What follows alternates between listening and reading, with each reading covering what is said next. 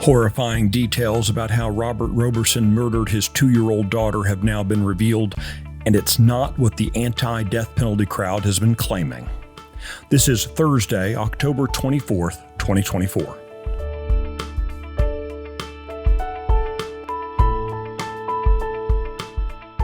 Texas Scorecard presents the day's first news for the Lone Star State, the Texas Minute, with your host, Michael Quinn Sullivan.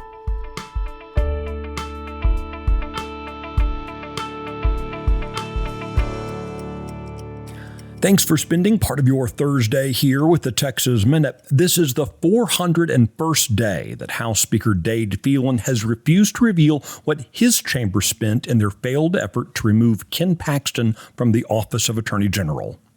More on that coming up. Texas is suing the federal government for refusing to provide the Lone Star State with information necessary to identify potential non-citizens on the voter rolls.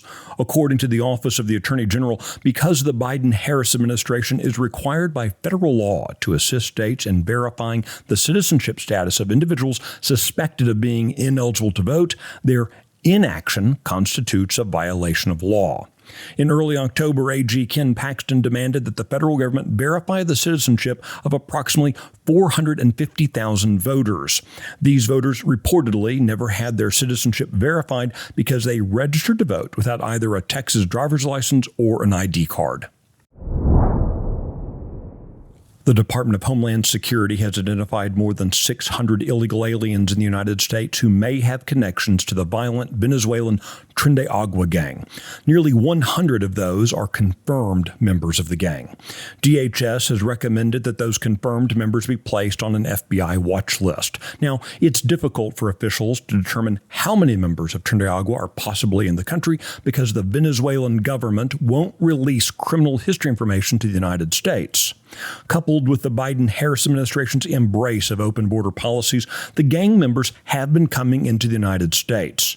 The Heritage Foundation has reported that there's been a 25% drop in violent crime deaths in Venezuela since Kamala Harris was named the border czar by Joe Biden back in 2021. Attorney General Ken Paxton is setting the record straight on the facts surrounding the case of convicted child murderer Robert Roberson amid a push by anti-death penalty advocates to spare him the death penalty and even get him set free.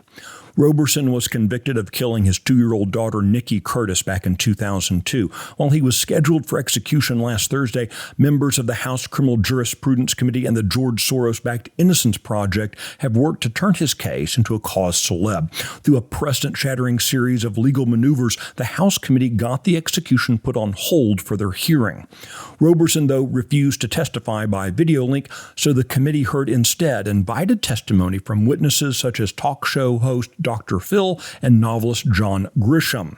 Every witness invited to testify sided with Roberson, painting a picture of a man who committed no crime and claiming that his daughter's death was due to other circumstances or medical issues like shaken baby syndrome.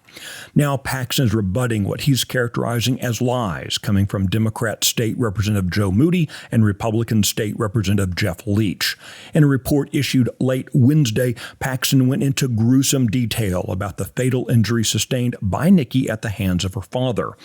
These were the details heard by the jury and reviewed by countless appellate judges in upholding the death sentence Roberson received, which lawmakers and the convict's lawyers have refused to discuss in public. According to doctors testifying at the trial, the girl died from blunt force head injuries that indicated she had been struck. And Roberson told his cellmate that he sexually abused the girl prior to her murder. The Texas Minute will be right back. Are you worried about your kid's future? You should be. I'm Charles Blaine with Texas Tomorrow. This is a show where we're going to talk about the issues and the people that are pushing the policies that concern your family, your home, and your kids. Catch Texas Tomorrow every Thursday.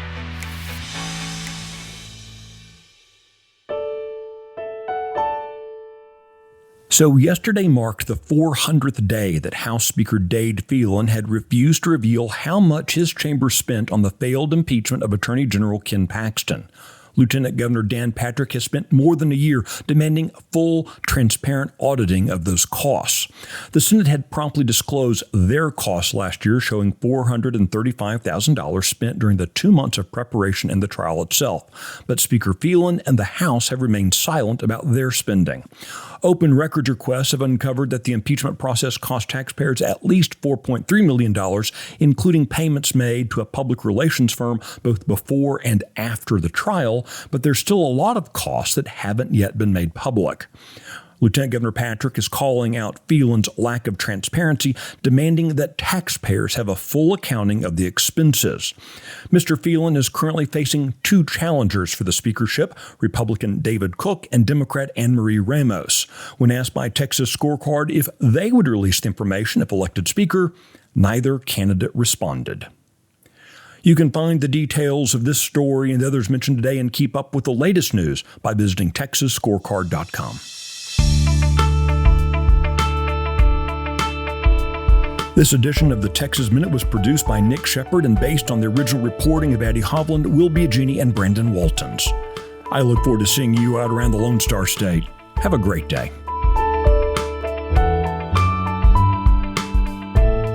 Thanks for listening to the first news of the day for the Lone Star State. This has been the Texas Minute with your host, Michael Quinn Sullivan.